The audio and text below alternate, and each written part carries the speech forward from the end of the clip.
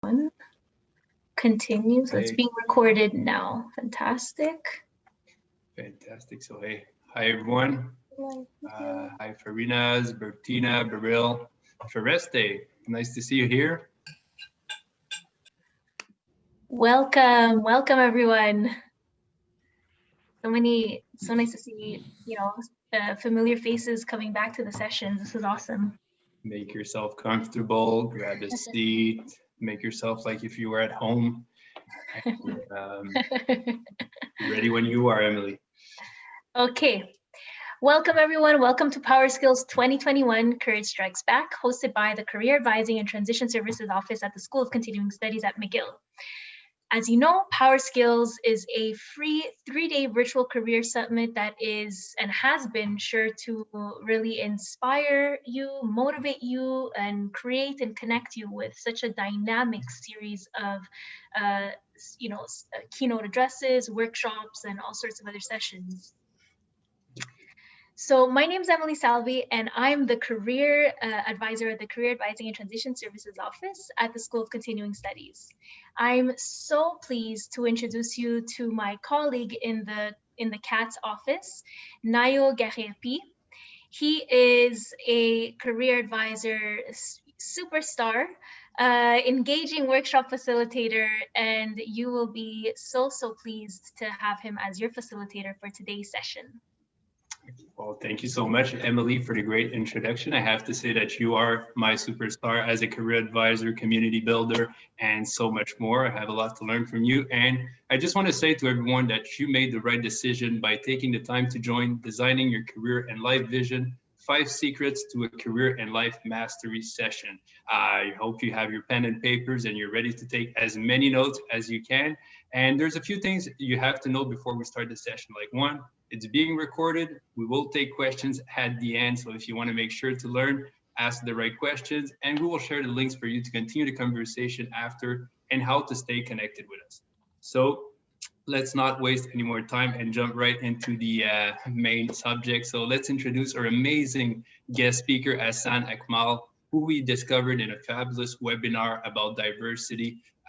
So he's a career mastermind leader, an author, a professor, and the director of the UCLA Career Center. So I want everyone here to give the strongest yet silent round of applause and welcome Hassan Akmal. Your time to shine, Hassan. Thanks so much. Everybody can hear me? Yes, just maybe nod your head a little bit. Wonderful to be here. Happy Friday. How are we all doing on this Friday? I hope you're doing well. I know it's exciting times, lots of changes happening in the world. We're all in this together. I want to just first thank the phenomenal team at McGill University, the School of Continuing Studies and Career Advising and Transition Services for giving me the opportunity to meet and speak with you all today. It's really an honor and a pleasure to be here. What a lineup that you've all had in such an important time in history. I love seeing that you had another professional tennis player speaking yesterday. So for that, hats off to all of you. It takes courage to put on an event like this, especially at this scale with thousands of viewers from all over the world. So let me begin with the congratulations to your team. Today, I will share some ideas that I hope will resonate with you. They're lessons that I've learned over the years, and I hope that you'll be able to internalize and take them with you beyond this event. I hope that they'll stay with you. With that, I'm going to go ahead and dive in to the presentation. I hope you'll enjoy it. If you have questions, please drop them in the chat, and then once we finish, we're going to have a really robust question and answer session, which I'm looking forward to.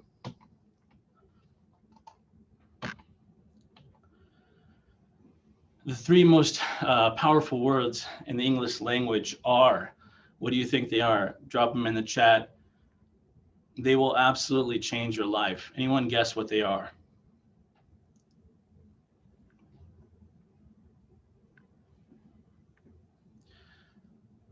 Some good guesses. Come in. No, it's not I love you. I don't know. Repeat after me.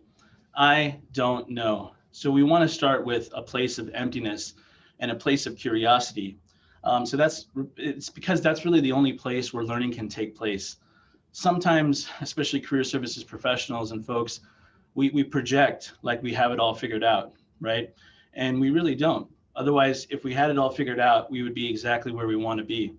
So we don't want to come to an event like this at this scale or an ideation session with our mind full, right? If you do that, there's really no room for me to pour anything in. So we don't want to graduate from this conference, this PowerSkills event, the same person that we were yesterday or before the event. We often use the word career as a synonym for occupation, trade, profession, or vocation. This definition refers to what a person does to earn a living. It's formally defined as an occupation undertaken for a significant period of time with opportunities for progress. Yet in the modern age, we are seeing people change careers more and more frequently. Longevity in any one place, in any one career, has significantly decreased.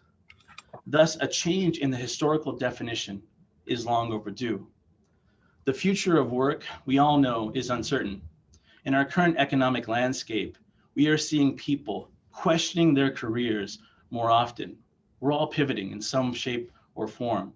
They are voluntarily leaving scripted lives in search of meaningful work.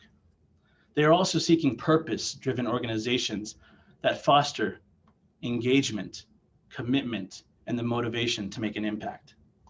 There are thousands of careers, both traditional and non-traditional, not to mention the wealth of niches. There's new niches every day. Many of them require extensive education and training, while many others require little to no experience. Today, we're going to completely subvert the historical concept of a career. This is about defining and developing the new career, mastering diverse occupations that can't be reduced to a single title or trajectory. They surrender only to genuine merit. But careers have expiration dates. You have to know when you outgrow them. Here's my trajectory for the past 6 years. My trajectory may look linear, but that's only the last decade or so. You will clearly see today that it is anything but linear. You see, there is no major in careers. Before the pandemic, many students spent more time putting together IKEA furniture than they actually did sitting down and really designing their career path or profile, right or wrong.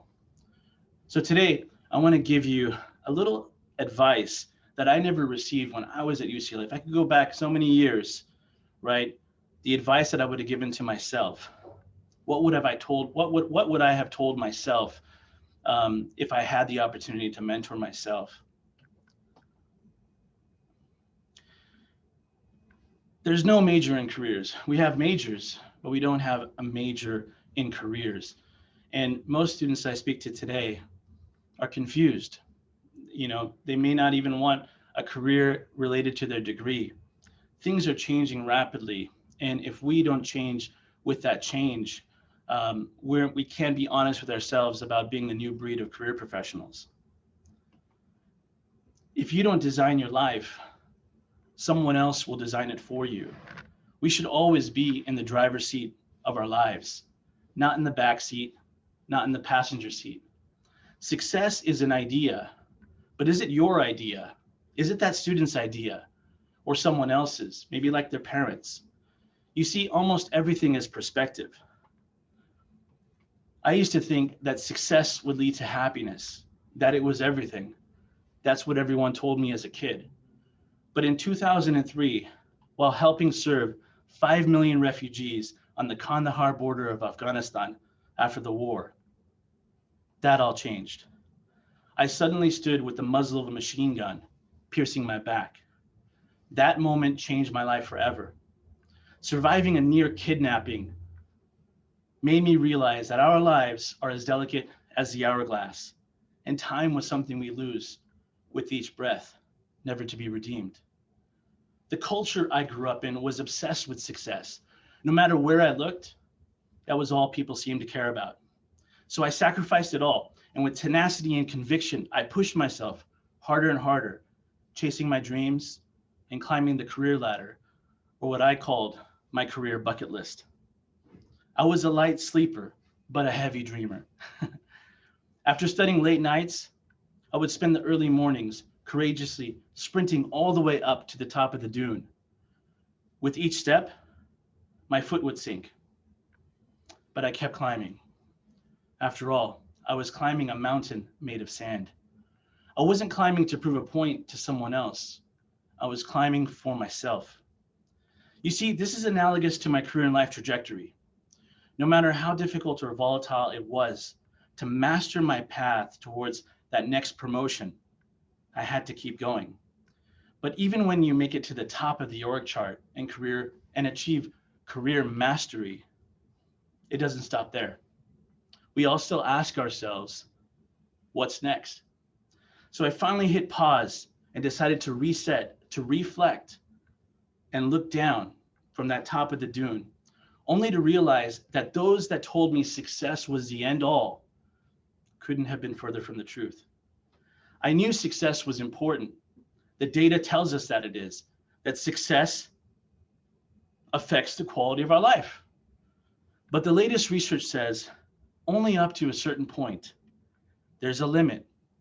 For example, household income is strongly related to both emotional and personal well-being, and a person's own evaluation of their quality of life. Changes in family income are important drivers of people's emotional lives. They, in many cases, translate to increased happiness, especially from the poverty level, and we can't deny that. The way we feel even affects the inflammation in our bodies. However, the difference the marginal dollar makes in reducing negative emotions starts to fall around $70,000 a year. $75,000 a year is the breaking point, and it continues to fall, becoming very low once you cross 150,000. Then it hits zero. It hits zero at 200,000. And I witnessed this firsthand. No matter how successful I was, I still felt unfulfilled and empty inside. Have you ever personally defined success, actually written it down? Many successful people still go through depression. Today, depression is the single leading cause of disability globally. How can this be? I somehow knew innately that success alone could not be the purpose of life. I knew something was missing, something more to life worth chasing. So I set myself free, conquering my limiting beliefs about wanting to be a physician. I was pre-med like many students, even after getting into medical school. And instead, I turned pro. As I traveled the world as a professional tennis player, my journeys quickly became more about self-discovery and less about the sport of tennis that I love so dearly. The inner game of tennis, for me, wasn't about tennis at all. It was about mindset. I was looking for more, and as a result, I began to experience more. I began to experience life. As a young writer, I wanted the confidence and the power to design a life I loved. But I knew that to write my story, I needed to focus on changing my perspective from self-criticism to self-compassion. That means you must get to know yourself. You must also be kind to yourself. Understand that you are a part of humanity and be mindful of your thoughts and feelings. In other words, you matter. This became my new life lens. My search for more was not alone. Many people struggle with this. And like others, I wanted to know why success was not everything. So I asked my own personal board of directors, those mentors who were masters of their craft. They had cracked what I call the mastermind code. Reverse engineer from your passions, master them, transform them into skills, and then use them to solve the problems of other people. They give back with purpose and are the masters of their own lives. Then they said something profound. They said, Hassan, success does not lead to happiness. We have it backwards. Happiness leads to success. When you are in touch with yourself, you are happy. Repeat after me. Base self, best self. Base self, best self. So what is the purpose of life? Ask yourselves, is it happiness, success, or freedom? Embedded in that question is the key to fulfillment.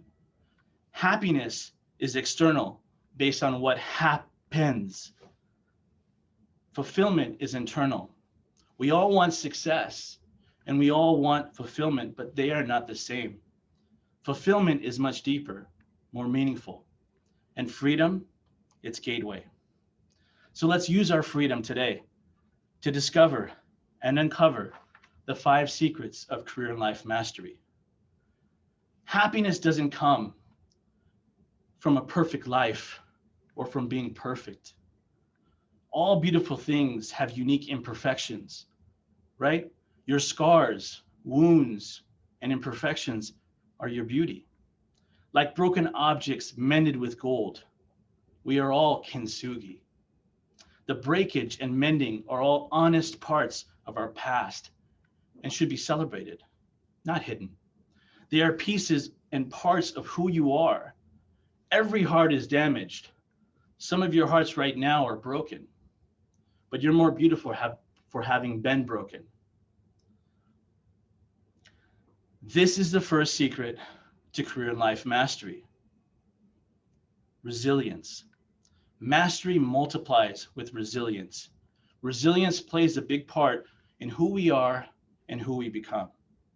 Our lives have a natural course. Acceptance of this reality allows you to trust that wherever you are is exactly where you're supposed to be in order to learn and grow. Like in Afghanistan, the deepest, darkest challenges can be the most transformative.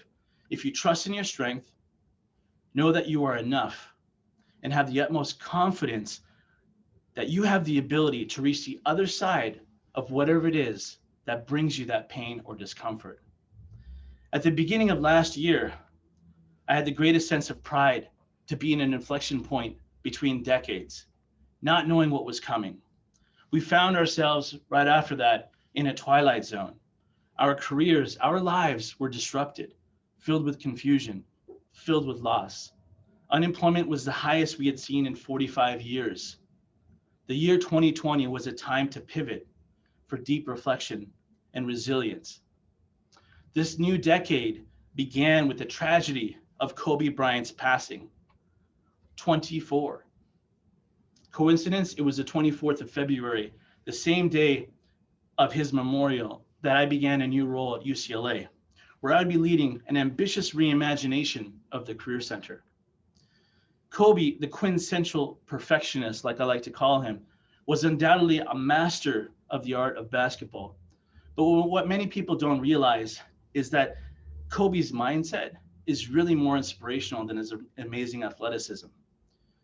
Giving tribute to Kobe at the start of a very transformative time in history, for me, is an honor. It reminds me of the lessons he brought, not just to the city of angels where he is beloved, but worldwide. In 8 moments of silence, let's remember him and ask ourselves, is there more to life than success?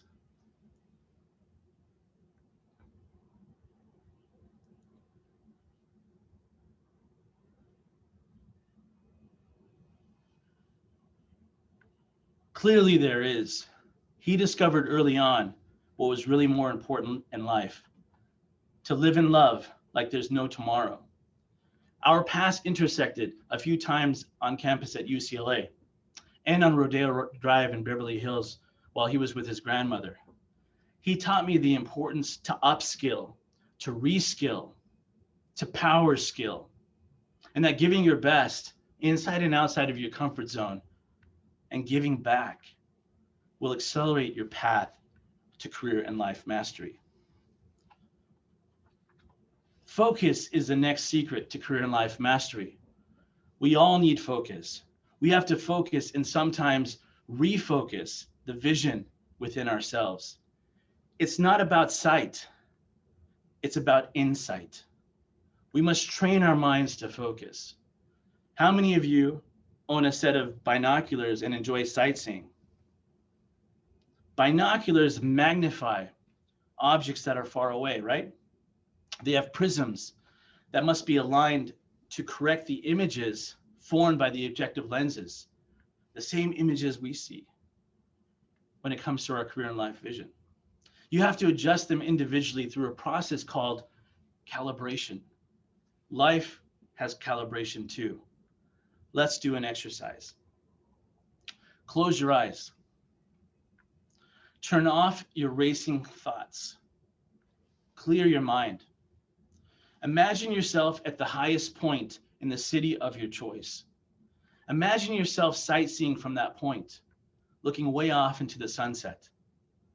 Look for your North Star, the direction of your true purpose or your primary goal, the target that you are really seeking. Your North Star is the point where your purpose meets your faith. Take a moment with your eyes closed to pause and reset your career and life vision. Imagine coin-operated binoculars right in front of you. Take a moment and reflect.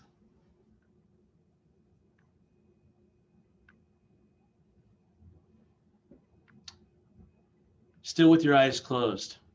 First, we will calibrate the right objective lens with you visualizing coin-operated binoculars in front of you.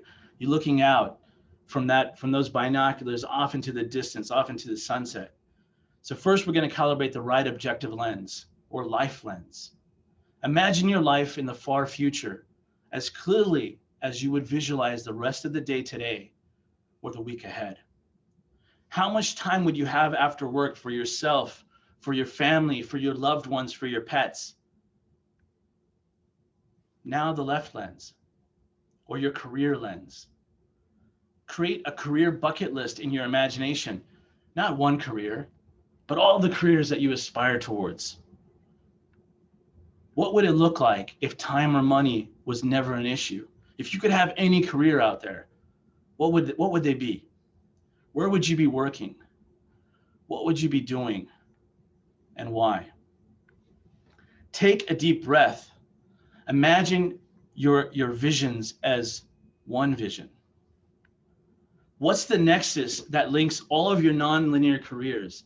It's what ties your experiences together. It connects your careers to your life. This must be a panoramic lens with no distinction between work and life, a holistic lens, a career and life combined vision. It's where you ultimately want to be, your zenith, the pinnacle of your career and life intersection. Where is your zenith? The highest peak above you. It has no end, it has no beginning, but it's where you yearn to be. Now imagine yourself slowly putting in a quarter into the coin-operated binoculars. Reach for the middle knob, the one that says, turn to clear vision. Turn the knob and open your eyes.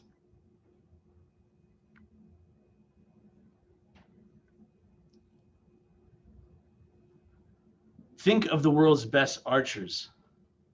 They aim with not just one eye, but they use both eyes. To master your career in life, you must be an archer and master your own vision. Where focus goes, energy flows. Clarity leads to focus. It exists intuitively. Over time, our minds get confused and self-doubt enters. Every year, we must look back. We must look back at our portfolio of work, our progress, revision, and refocus. Every New Year's Eve at exactly 11:59 p.m., the Times Square ball descends 141 feet in 60 seconds along a specially designed flagpole. Just like watching the sand of an hourglass slowly trickle down, 1 second at a time, 1 grain at a time. New Yorkers and countless tourists from all over the world gaze at the lighted paneled ball as if they're looking into the future, and they are mesmerized. Perspectives change over time, just like careers. They evolve, and each year we evolve. From 1920, the ball has gone through many revisions, eventually becoming the magnificent work of art the world sees now. It's been reinvented. A crystal ball made up of almost 3,000 crystal triangles, illuminated by over 30,000 LED lights. In each triangle lives a story of heartbreak and hope, chased away by the lights of a new horizon. Beneath that resplendent ball, we make our New Year's resolutions and promises to loved ones, but above all, to ourselves. It's where some dreams end and others begin. There below, close by, is a magical place where the manifestations of these New Year's resolutions are realized. Our students and alumni love this place. They can be themselves and aspire to be anything they wish to be. They enter with hopes and dreams, with embers of fear, but leave with aspirations of self-reinvention. It's called the Career Design Lab, a creative design space with no borders, a sanctuary of self-reflection, the designing of your life. Outside its tall doors, a place once full of energy and passion now lies vacant. Your voice echoes alone through the distance, where once the power of voices would fill the sky with promise. How many of us have been in Times Square during New Year's? Right?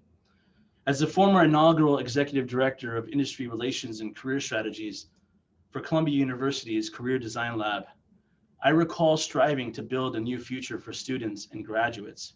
We planted seeds in the hearts of change agents in the heart of New York City. This is a story about being a storyteller with no end date in sight. This is about your story, your true north, the direction of the rest of your life. We all get asked the question, what do you want to be when you grow up? Doctor, lawyer, engineer? How many of us are where we imagine we would be 5, 10, or 20 years ago? Not many. Our youth will now have at least 15 careers over their lifetime. Many will have multiple careers and side hustles at the same time.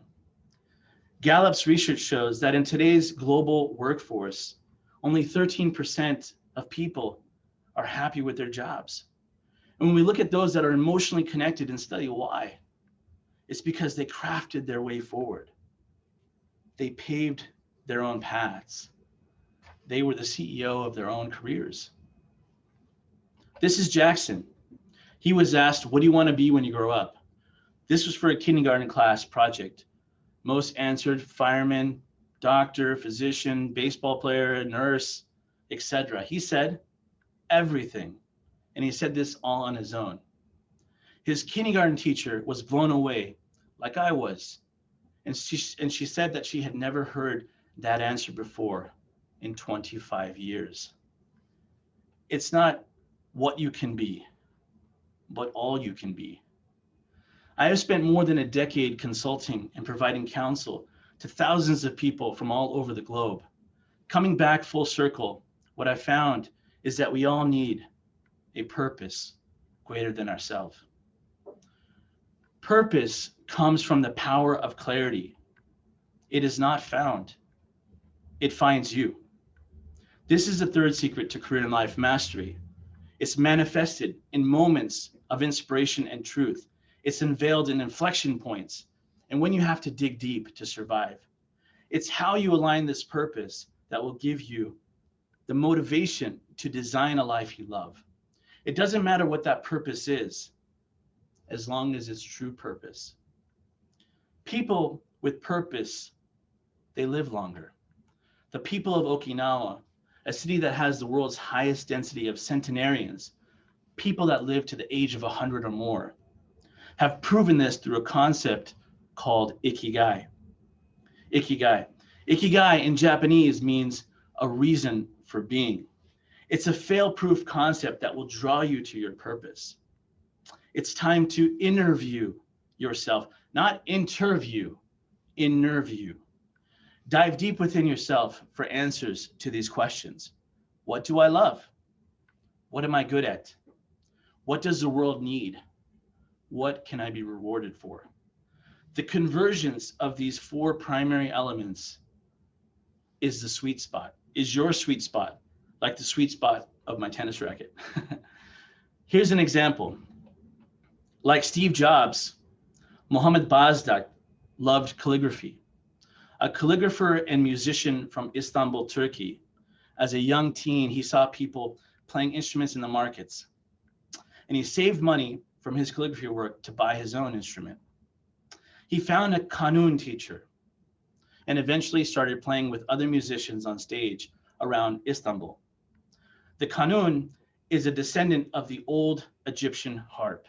It has played an integral part in Arabic music since the 10th century. While he makes his living from calligraphy, after 5 p.m., he becomes a musician. Life is about balance. He loves both art forms, and they provide different benefits and creative outlets. We all need those, right? He says with calligraphy, it's more about technique and repetitive practice. But with music, it's about allowing your heart and your emotions to follow where they lead. Freedom. Career and life vision is much like music. Your life is a symphony of ups and downs. You have to let yourself be free to feel and explore where it takes you. Ask any professional dancer.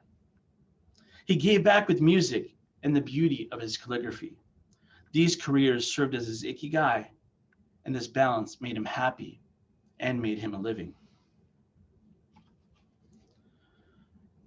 Remember, the art of balancing vision is in our DNA, literally. We have major and minor grooves in life, right? We have ups and downs. We have good times and bad times. Just like we see major and minor grooves in our DNA strands, which run in opposite directions, but they're parallel. These paths, career and life, they should be aligned and they should be parallel. If not, they will clash or be too far apart. And that will actually hinder your growth and progress. Andrea Bocelli, the legendary blind opera singer, says, "Singing provides a true sense of lightheartedness. If I sing when I'm alone, I feel wonderful. It's freedom." His zenith. It's not his C sharp, but his C sharp. He sees with his heart, not his eyes. The quest for a life you love truly changes us. It helps us mature, and we learn our capacity to love. The more you truly love, the better you can see. As a society, we need to really understand this, that love is integral in all of its forms to career and life mastery. Hate blinds us. It hardens our hearts, whereas love softens them. Love is the fourth secret to career and life mastery.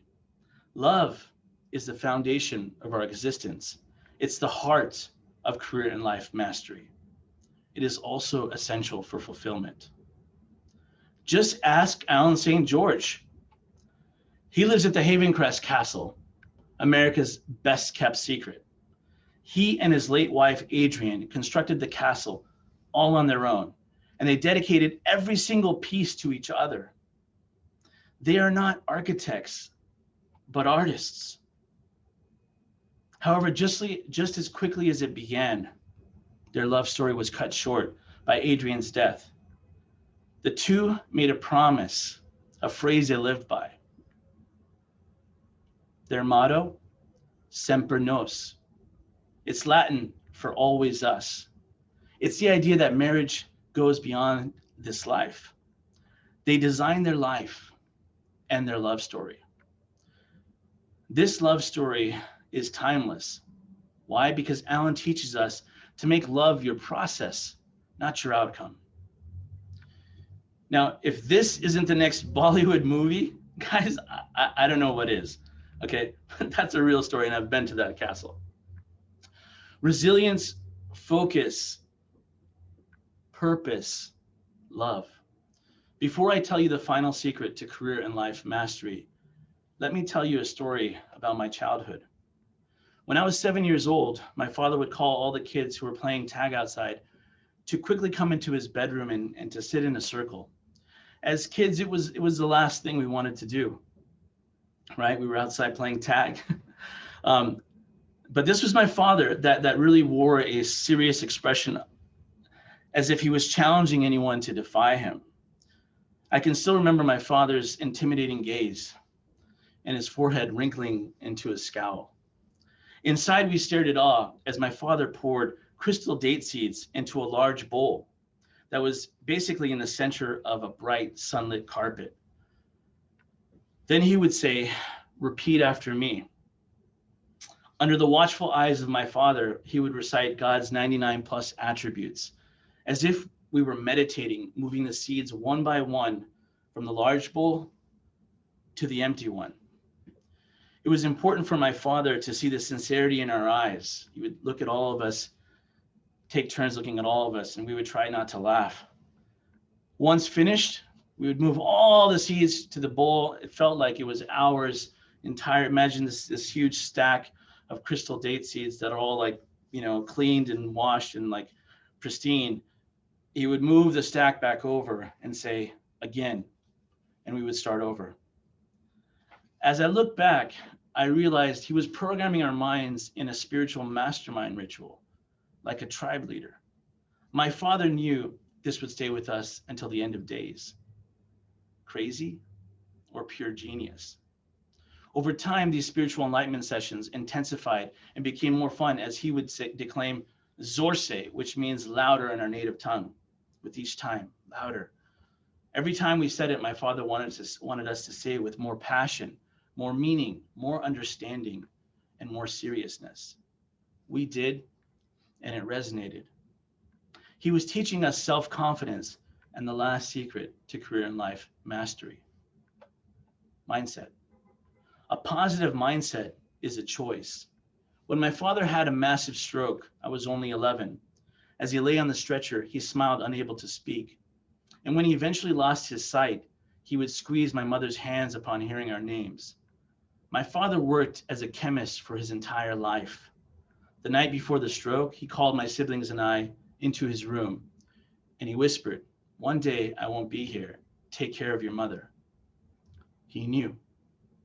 My father used his freedom to come to the United States in pursuit of a better quality of life for his wife and for his children. All his life, he was resilient. He lived with purpose. He had focus and always had a love for giving back. He had mastered his mindset and could stay positive, even on his deathbed. He wanted me to bring respect to the family, to his name, Akmal, meaning to be the most complete. It's not about novelty. It's about mastery. He wanted me to build a legacy that lasts forever. After all, legends live forever. Resilience, focus, purpose, love, mindset. If you combine these with gratitude, you will be unstoppable. Career and life mastery is self-mastery. Don't outsource the way you feel, what you see, or who you are. Success is not everything. Devotion to love is.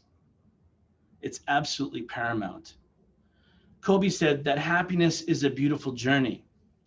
It has its ups and downs, whether it's in this life, in your marriage, in your career. Things are never perfect. But through love, you continue to persevere. You move through it, through that storm, right? And then the sun emerges, and then another storm comes. And guess what? You ride that one out too. If you change your perspective, you can change your life. If you change your mindset, you can change the world. The power to live a life you love comes from freedom and the clarity of your purpose, and it being something beyond yourself. We are all connected spiritually, emotionally, physically and metaphysically, whether we like it or not, whether we realize it, or whether we turn our cheek to each other. The freedom to pursue purpose is a privilege. It will uplift you. But we all deserve this privilege. Most take it for granted. In the end, we all have a heart that can see, as its sight are not the eyes, but the soul. We may close our eyes so that we can see, but we open our eyes so that we may feel. Don't blink when humanity stares you in the eyes. Letting go of hate gives you freedom. Freedom is the only condition for happiness. The rest is inconsequential.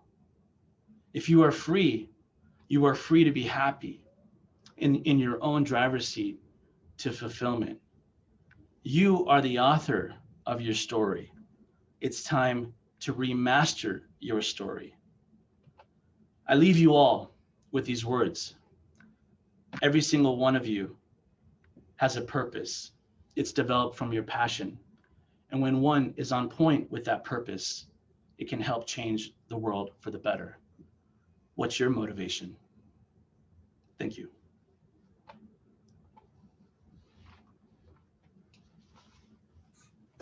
Wow. That was one hell of a speech. Thank you for this profound and inspiring story. You're receiving a lot of love here in the chat. A lot of people love so wow, that was amazing. Thank you. Some hand clapping, some hallelujahs in here. Oh, wow. Unreal. Just reading a few of the comments here as they are arriving pretty fast. So many thank yous.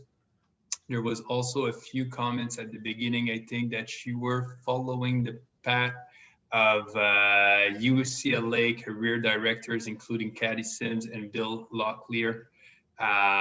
So yeah, I see that you have your crowd here.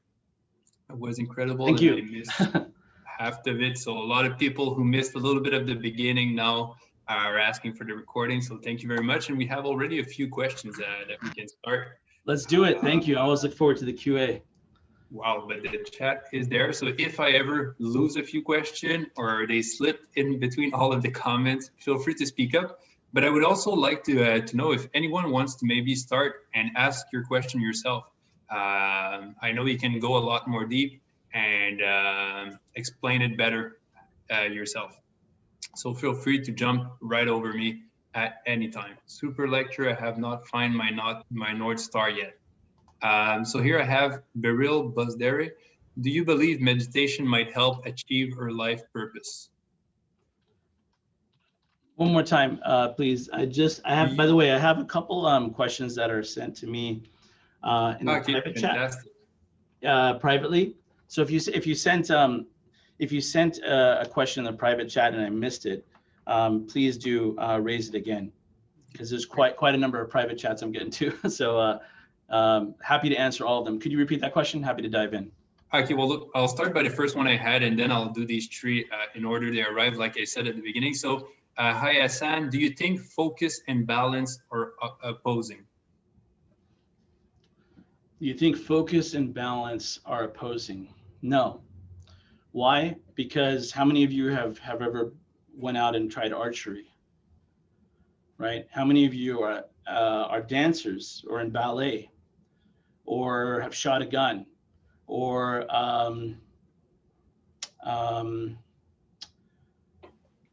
if you think about like playing sports, right? If you're about to shoot a basketball and you're off balance and you're not focused, what happens, right? As a former professional tennis player, it was so much of it was mental, right? So think about yourself as a life archer. If you are actually, I spoke to a master of archery once, and he said, Hassan, how many people how many of the best archers in the world use only one eye to aim? And I was, throwing out percentages to him. And after I said that, he said, you're wrong, 0. None of the top archers use only one eye to aim. They use both eyes.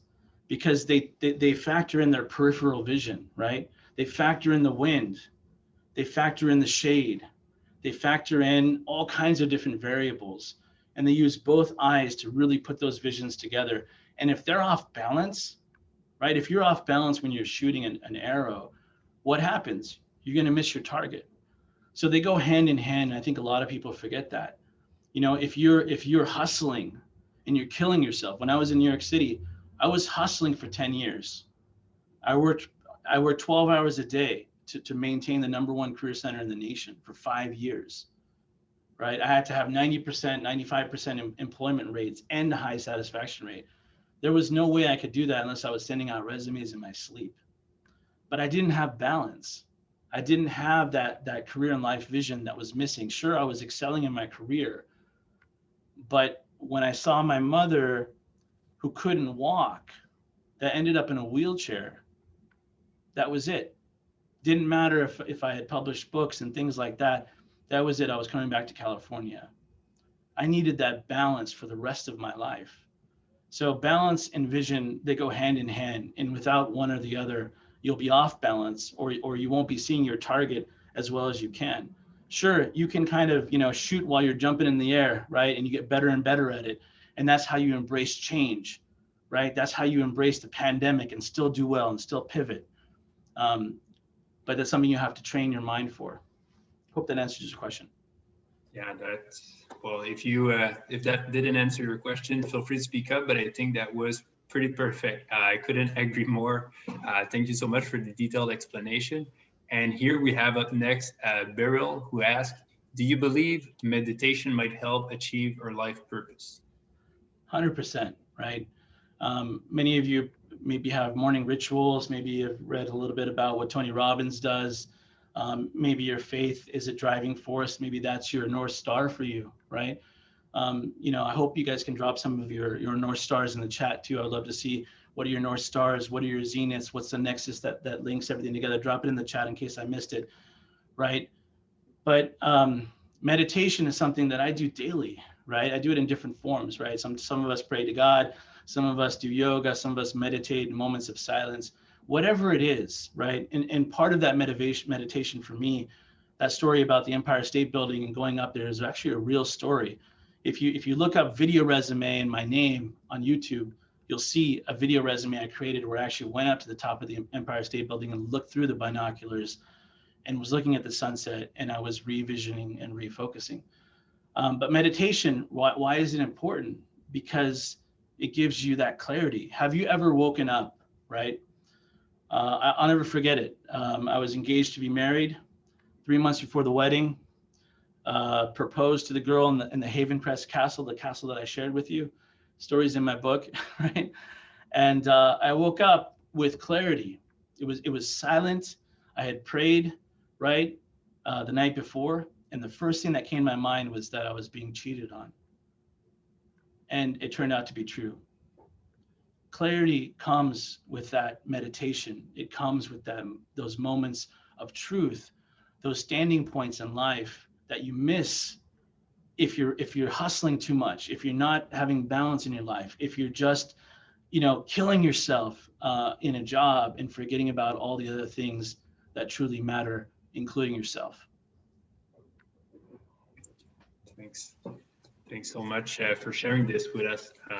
Here we got Allison, who would like to maybe follow up a little bit about if you would have example of North Stars, Nexus, Zenith, to explain a little bit more the concept. Yeah, sure.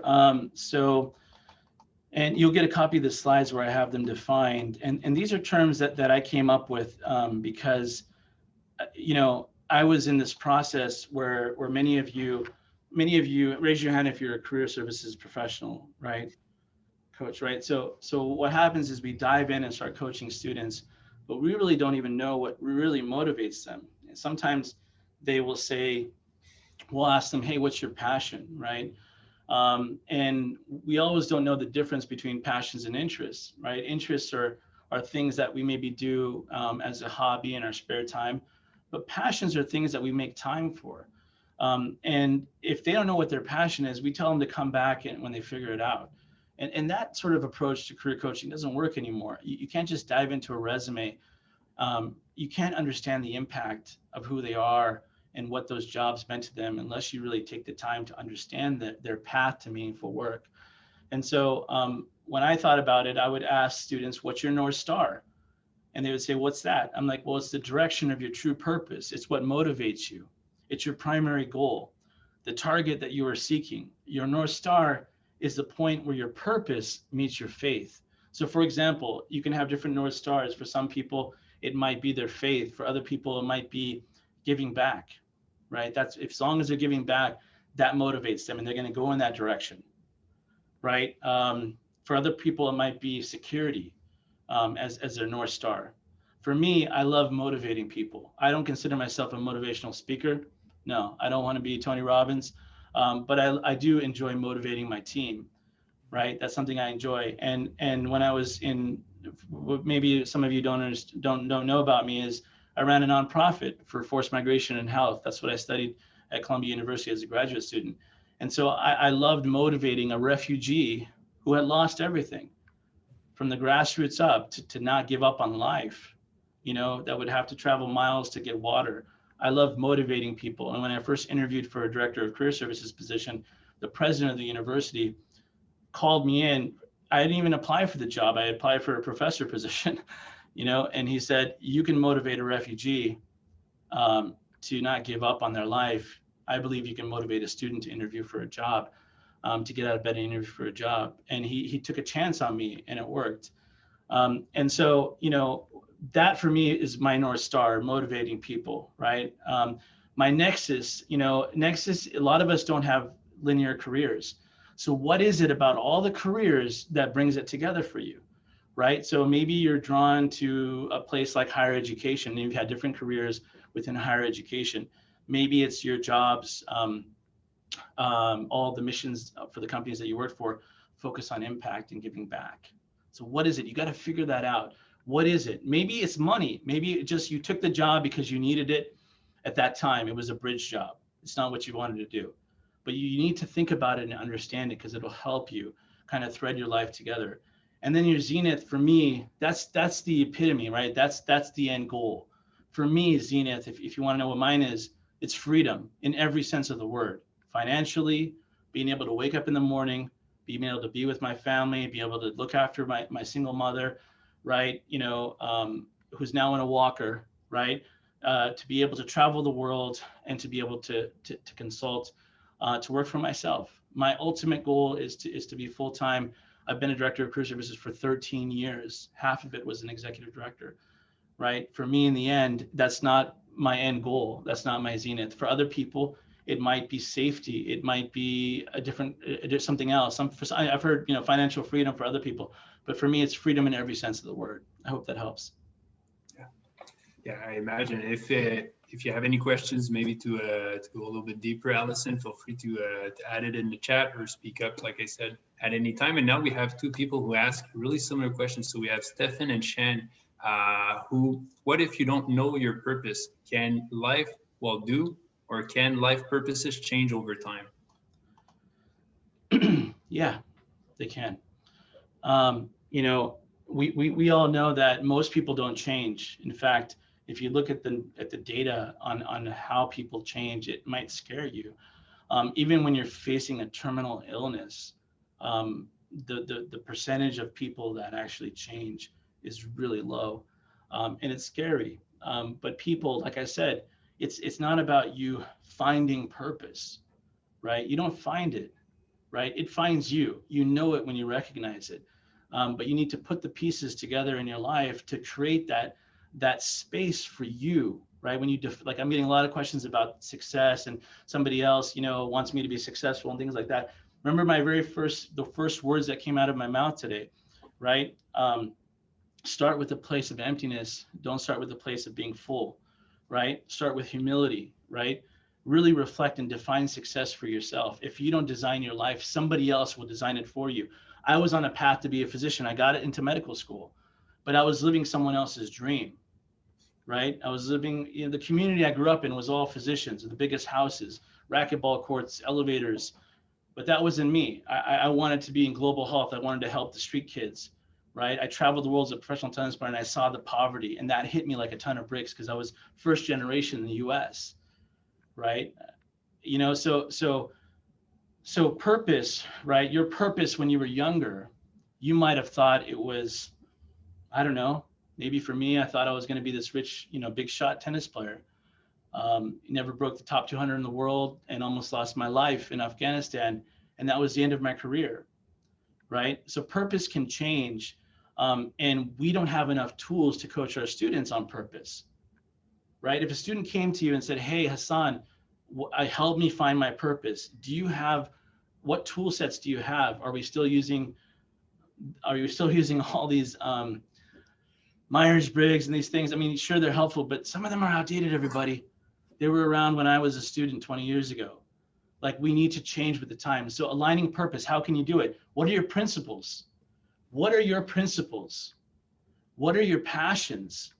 And it's not enough to just know what your passions are. You have to master them, transform them into skills, and then use them to solve the problems of other people. I can be passionate about golf, but I suck at golf, right? And so unless you've mastered the passions, you can't use them to solve the problems of other people and make a living. It's not going to feed into that ikigai sweet spot. So what are the passion principles, passions, problems? Don't look for solutions. That's easy. Just Google them, right? Look for problems. If you find a problem for a company between two different departments and write a job proposal, now you have a proposition for them. Find problems you can solve. Who are the people that you want to be around, that you want to surround yourself with, that are like-minded, that have shared affiliations, right? The mentors that you seek, right? People that have demonstrated success in the role and that you want to be around, that are the trailblazers. Who are those people? Are they the underserved populations you want to serve? Who are they? Positioning, right? Where do you want to be as far as your position and status and who you become in the world? Who are the pioneers in those fields? How many of us have actually talked to somebody, students have actually talked to somebody who's a venture philanthropist? You want to be a venture philanthropist? Have you actually talked to a venture philanthropist, right? Many students haven't even talked to somebody in that field. What's the big picture for you? What's the big picture for you? The career and life vision in the end, right? Where do you want to be? And then the possibility, those 8 things: principles, passions, problems, people, positioning, pioneers, picture, and possibility. Those 8 things will help you align purpose. Thank you so much. I think you even answered the next question right there by explaining the steps and everything needed to find your purpose. The only thing that maybe we can continue on the question of Max Alejandro is, do you have any resources to help us narrow down the process? Research tips? Resources. Resources. Yes. All right. So a couple books, right? Pivot, right? We're all pivoting in some shape or form. This is by Jenny Blake. She's a co-creator of Google's Career Guru program, right? We're all pivoting in some shape or form, whether we realize it or not, because things have changed. This is definitely a good book that I recommend. Some of you have seen Designing Your Life, right? Designing a Life is another book that I definitely recommend as far as a tip or something that you could do. If you're really interested in kind of, designing sort of the work life, there's a Designing Your Work Life book as well. Also, The Art of Happiness at Work by the Dalai Lama is one that I would definitely encourage you to read, because we focus too much on career, right? In the book, The Art of Happiness at Work by the Dalai Lama, he talks about 3 buckets. The first bucket he defines as the job bucket. And he defines it as the acquisition of resources, putting food on the table, and really getting your family to the next day. And most of us know somebody, especially with COVID-19 and the pandemic, who are struggling to just get to the next day, who have lost their businesses, right? Who have lost their jobs.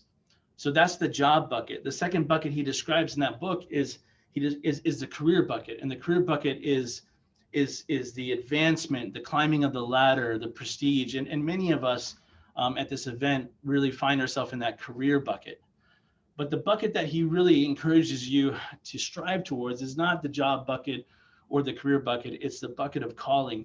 And that's when work is so fundamentally aligned with who you are and the situations that bring out the best in you, that it's work that you'll do for the work itself. The dividing line between work and the rest of your life becomes happily blurred. And I would encourage you to read that.